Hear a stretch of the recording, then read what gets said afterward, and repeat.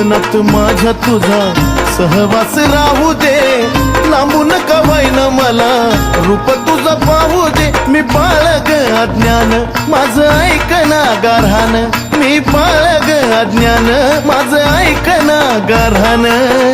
इतका कांत माझा पाती माये पाती,